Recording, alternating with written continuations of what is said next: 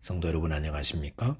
2023년 11월 15일 수요 새벽 말씀 함께 나누겠습니다. 함께 나누실 하나님 말씀은 욥기 11장 1절에서 20절까지입니다. 본문은 욥의 친구 나아마 사람 소발의 변증이 소개되고 있습니다. 본문을 통해서 우리는 고난의 무지함을 고백해야 함과 또 자기 죄를 회개해야 함에 대해서 묵상하겠습니다. 첫째 묵상할 내용은 성도는 고난에 대해 무지함을 고백해야 한다는 것입니다. 본문 1절에 보시면 나아마 사람 소발이 대답하여 이르되 라고 하였습니다. 10장까지 욥의 두 친구 엘리바스와 빌닷 그리고 욥은 욥이 당한 고난의 원인에 대해서 변론하였습니다.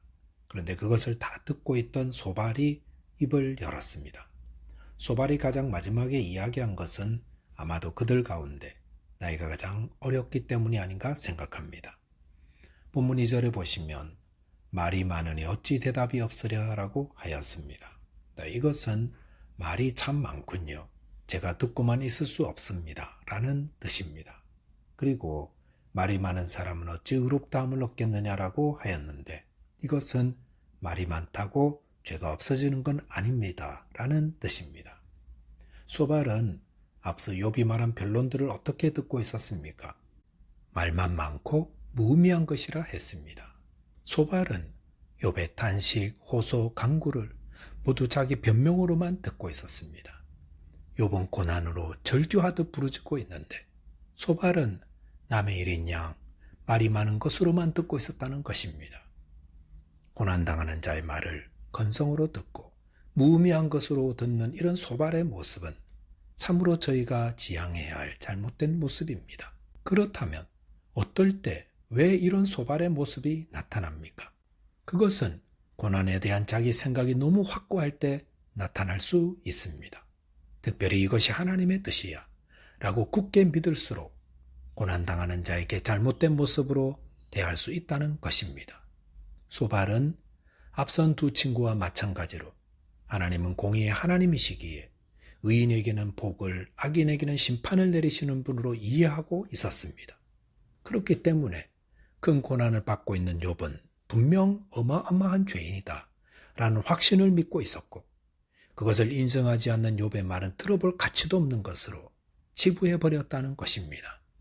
본문 5절에 보시면 소발은 곧바로 하나님에 대한 이야기를 시작합니다. 하나님은 말씀을 내시며 너를 향하여 입을 여시고 라고 하였습니다. 그리고 6절에 보시면 지혜의 오묘함으로 내게 보이시기를 원하노니 이는 그의 지식이 광대하심이라 하였습니다. 소발은 하나님과 하나님의 지혜의 신비함에 대해 말하고 있습니다. 이런 소발의 모습 매우 신앙적인 것 같지만 안타까운 모습이기도 합니다. 왜냐하면 그는 고난당하는 친구의 아픔에 공감하거나 불쌍히 여기는 마음 없이 교리적으로 원리적으로만 접근하여 고난당하는 욥의 말은 무의미한 것으로 여기고 그를 가르치려 들였기 때문입니다. 고난당하는 자를 찾아갈 때는 머리가 아니라 마음으로 다가가야 합니다. 특별히 하나님의 뜻을 따라 살려는 신실한 분들이 고난당하는 가까운 분들에게 찾아가서 너가 이렇게 된 것은 지난번에 죄를 지어서 그런 거야. 하나님이 징계하신 거야. 이렇게 말하는 것을 조심해야 합니다. 그 말을 하기 전에 되돌아봐야 하는 것은 고난당하는 자의 아픔과 고통을 얼마나 공감하고 있는가 하는 것입니다. 이웃의 고통을 잘 안다고 할 때에 이웃의 고통에 둔감해질 수 있습니다. 성도는 늘 하나님의 뜻을 구하고 순종해야 하지만 분명히 기억해야 할 것은 우리는 하나님이 고난을 내리신 이유를 정확히 잘 알지 못한다는 것입니다. 그렇기 때문에 우리는 고난 앞에서 하나님의 은혜를 구하고 하나님의 손에 그 고난당한 자를 맡겨드리며 위에서 기도해야 합니다. 저와 여러분들이 그동안 살아오면서 나름대로 여러 가지 고난을 경험하였을 것이고 또 성경을 통해 고난에 대해 많이 배웠을 것입니다. 하지만 내 이웃의 고난에 대한 하나님의 뜻에 대해서는 나는 무지한 자들임을 잊지 말아야 합니다. 저와 여러분이 고난 앞에서 겸손하며 하나님의 은혜를 구하심으로 고난당하는 자를 위로하며 하나님의 뜻을 이루는 자 되시기 바라겠습니다. 둘째로 묵상할 내용은 고난 앞에서 회개해야 한다는 것입니다. 본문 13절 14절에 보시면 만일 내가 마음을 바로 정하고 주를 향하여 손을 들 때에 내 손에 죄악이 있거든 멀리 버리라. 무리가 내 장막에 있지 못하게 하라 하였습니다. 이것은 소발이 욥에게 죄를 회개하도록 촉구하는 말입니다.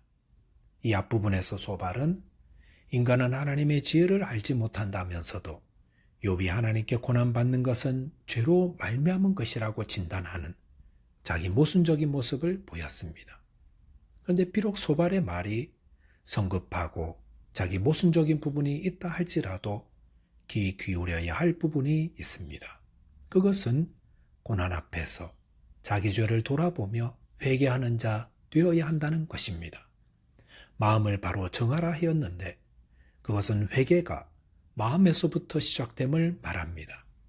마음으로 자신의 죄를 미워하고 탄식하며 주를 향해 손을 들고 용서를 구하라 하셨습니다. 그리고 내 손에 죄악이 있으면 멀리 버리고 내 장막에도 잊지 못하게 하라 하였습니다. 이것은 회개란 말로만 하는 것이 아니라 삶 가운데 실제로 변화된 삶으로 나타나는 것임을 말씀합니다. 고난 앞에서 성도가 해야 할 것은 회개하는 자 되라는 것입니다. 누가복음 13장 4절에 보시면 또 실로암에서 망대가 무너져 치어 죽은 18사람이 예루살렘에 간 다른 모든 사람보다 죄가 더 있는 줄 아느냐 하였습니다.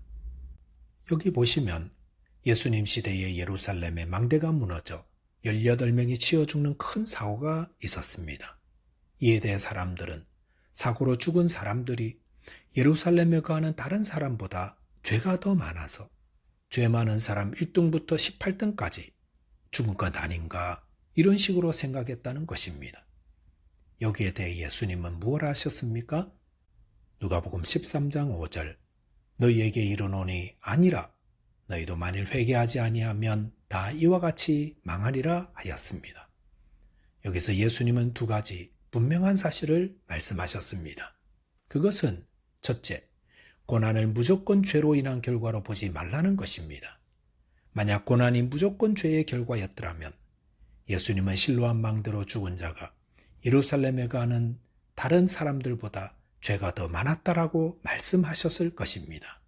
하지만 예수님은 그게 아니다 하셨습니다. 그러므로 저희는 고난당한 자들을 볼 때에 곧바로 죄와 연결하려는 성급함을 주의해야 합니다.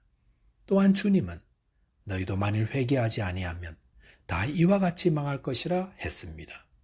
여기서 이와 같이란 죄의 결과는 사망이며 그것은 불시에 임하게 될 것이라는 말입니다.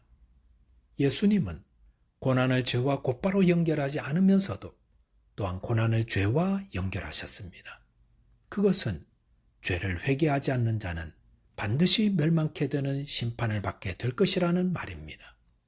이것은 성도가 고난 앞에서 자신의 죄를 살펴 회개하는 자 되어야 함을 말합니다. 그 고난이 나의 고난이든 다른 사람의 고난이든 자신의 죄를 돌아보며 회개할 때 그 고난이 우리에게 유익이 되고 그럴 때 주님의 뜻을 이루는 자 됩니다. 이렇게 고난 앞에서 회개하는 자 될 때에 성도는 정결한 삶을 살게 됩니다. 고난이 오기 전에 말과 행동을 아무렇게나 행하였었는데 고난을 통해 그런 일을 회개하고 버리게 되는 것입니다. 그 결과 고난이 그 사람을 연단시키고 불처럼 불순물을 태우게 되므로 점점 더 하나님이 기뻐하시는 그리스도의 모습을 닮아가는 것입니다. 고난이 유익이 되게 하는 것은 회개하기 때문입니다. 고난이 오기 전에는 결코 행하지 않았던 회개를 고난의 이때에 자기를 살피며 회개하기 때문에 고난이 유익이 되는 것입니다. 말씀을 정리하겠습니다. 고난 앞에서 성도는 자신의 무지를 인식하고 하나님의 은혜를 구해야 합니다. 또한 욥과 같은 고난당한 자를 만날 때 성도는 그를 정죄하지 말고 스스로 자기를 살펴 자기의 죄를 회개하는 자 되어야 합니다. 저와 여러분이 고난 앞에서 자신의 무지를 고백하고 또 자기를 살펴 회개하는 자 되시기 바라겠습니다. 기도하겠습니다. 하나님 아버지, 저희 인생은 고난의 연속입니다. 그 고난의 삶을 사는 저희들, 이웃의 고난 앞에서는 자신의 무지를 생각하며 또 고난 앞에서 스스로 회개함으로 고난을 통해 주님의 뜻을 따르게 하여 주옵소서. 예수 그리스도 이름으로 기도하옵나이다. 아멘. 오늘도 믿음 안에서 승리하는 하루 되시기 바라겠습니다. 감사합니다.